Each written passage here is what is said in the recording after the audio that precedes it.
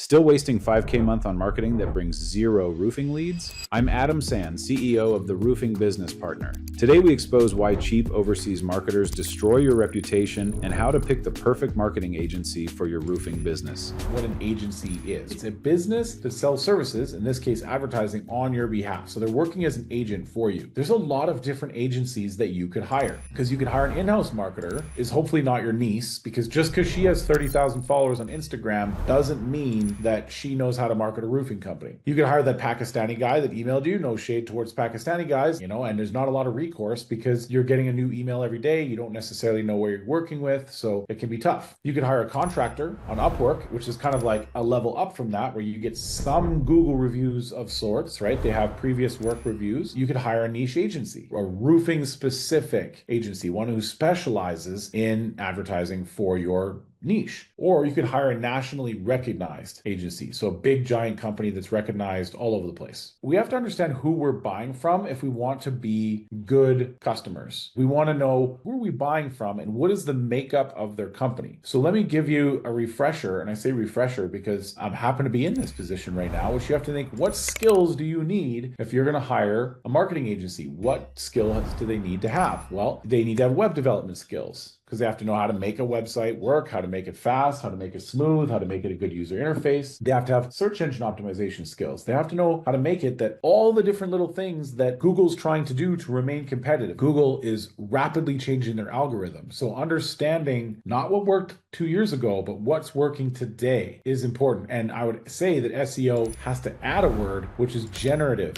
engine optimization. How are you optimizing for Perplexity, ChatGPT, Claude, the different search engines that are being created that people are using more that's causing their traffic to go down? Then you also have to make sure someone knows how to do search engine marketing. So you're not just optimizing for the search, the organic results, which are hugely important and becoming more important today. And for a short period, AI uses SEO basically for its results, but eventually AI is going to get its own data sets too. So then search engine marketing is another skill, which is learning how to use the actual ad platforms for Google and Bing and any of the new platforms that arise. Who knows if Perplexity eventually is going to run ads? You never know, right? They might keep it to AI, but we don't know how the online advertising world is going to evolve exactly yet. Then there's Google My Business. They have to understand how that tool works. There's directory listings that they got to post on. There's a lot of leads that come from directories, especially now that AI is also referencing those directories as part of its recommendation engine. And then there's the social media, right? The social media ads, social media posting, meta ads. I use meta as an amorphous term for anything social media. This could be Google, YouTube, stuff like that. So that's if you do in-house. Now, let's talk about the different types of marketers. So if you do like the Pakistani guy, and I use that as an amorphous term for like the people all over the world that don't typically speak English as a first language, and they're living in an economy that gives them a disproportionate advantage in approaching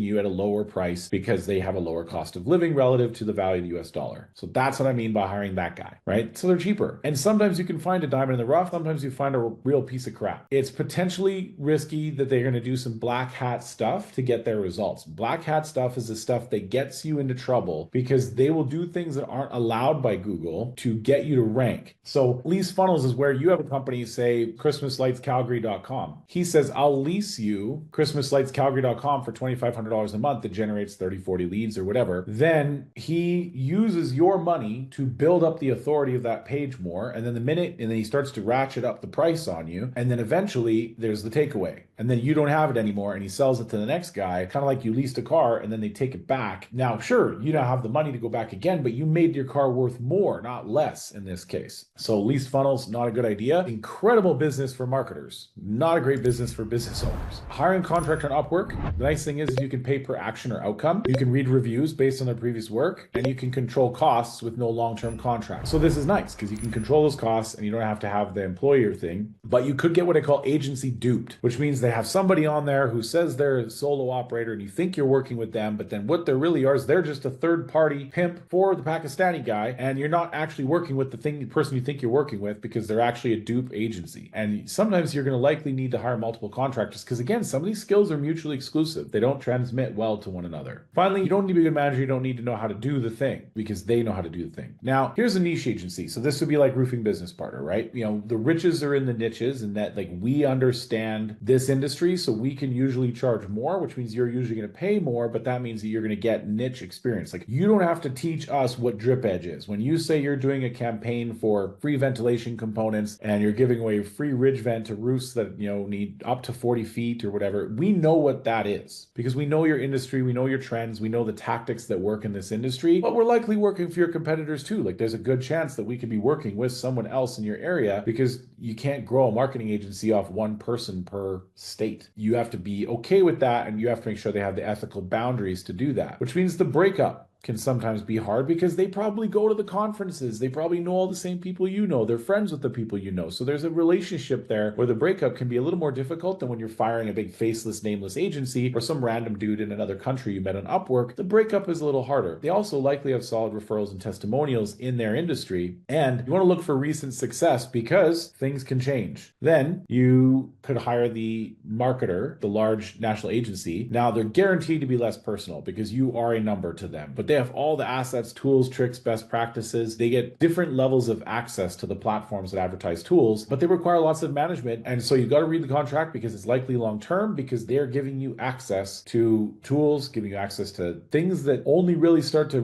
make big differences after a long-term contract. You will likely not see the bulk of the benefits until 6-7 months, and they're going to front load a lot of their costs. So they're going to spend more at the beginning and lose money on you for a few months so that they can make the money long term and then hopefully keep you. But because they're big, they can do that. But they're going to have a contract and they're going to have a legal department because you are just a number to them. So you got to do your part when it comes to managing them.